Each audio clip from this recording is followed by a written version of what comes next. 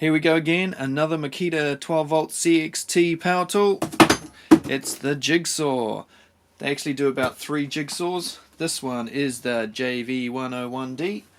First up, no light, but it is very light compared to a 18 volt one, which weighs substantially more, feels like about twice the weight.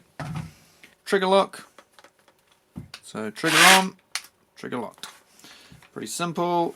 It's got oscillating feature that the big ones have, so you can have it on standard jigsaw mode. You can have it on small amount of oscillation, a little bit more oscillation, or oscillating its brains out. So you would use this setting for fine things when you're doing cuts with curves and that sort of thing. If you want to just hack through something quickly, whack it on the oscillating function. And it works quite well on all of those. Although, to be honest, I think you only really need 2, that one and that one. The 2 in the middle are sort of, you can hardly tell the difference. This is my wife's tool.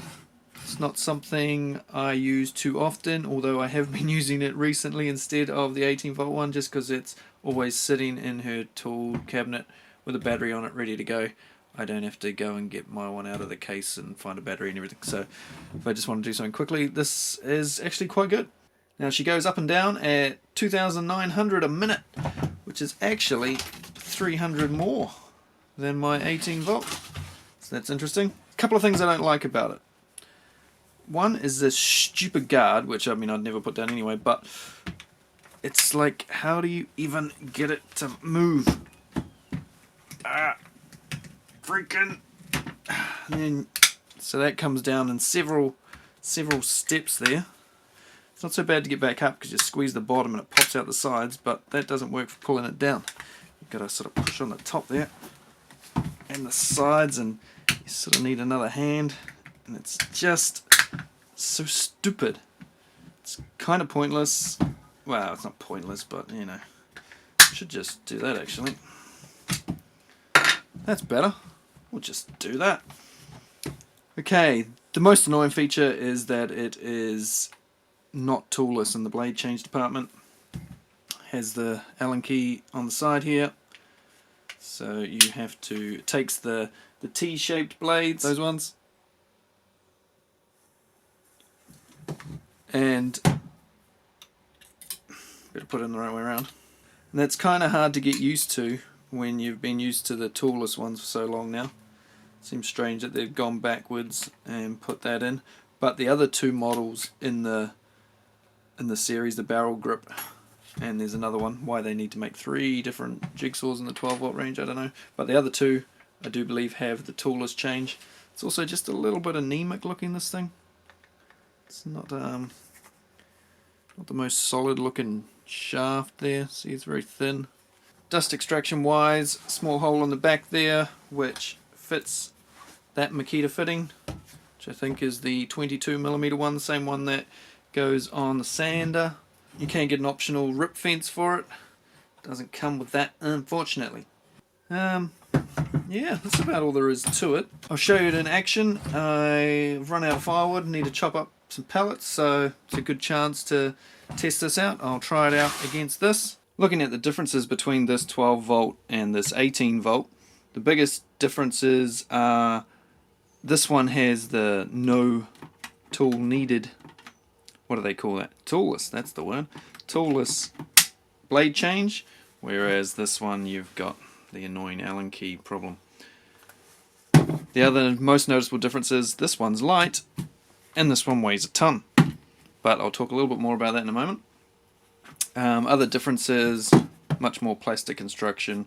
Probably that's why it's so much lighter than this one, where you can see much more metal.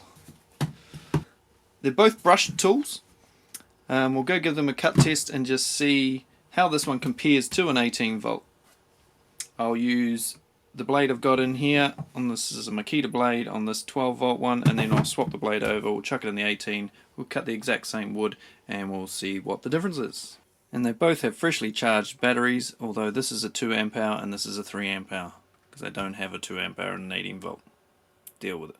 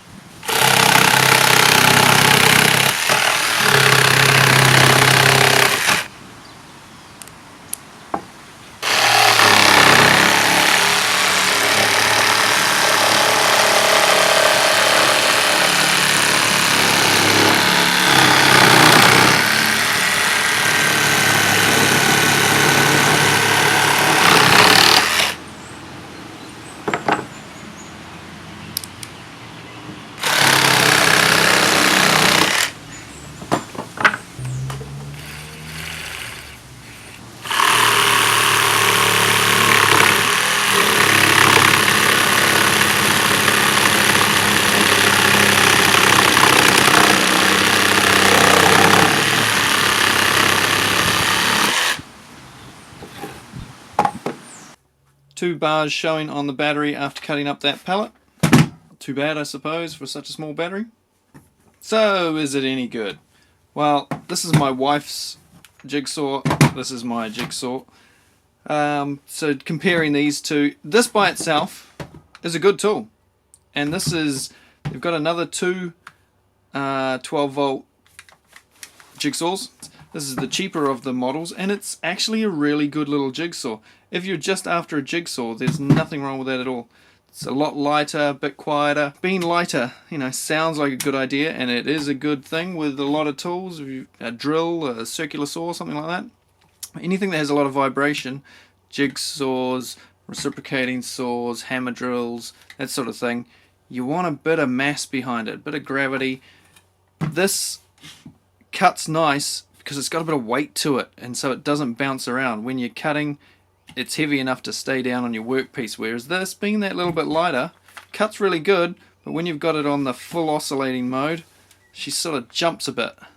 Whereas if it had the gravity of this one, I'm pretty sure it would stay still.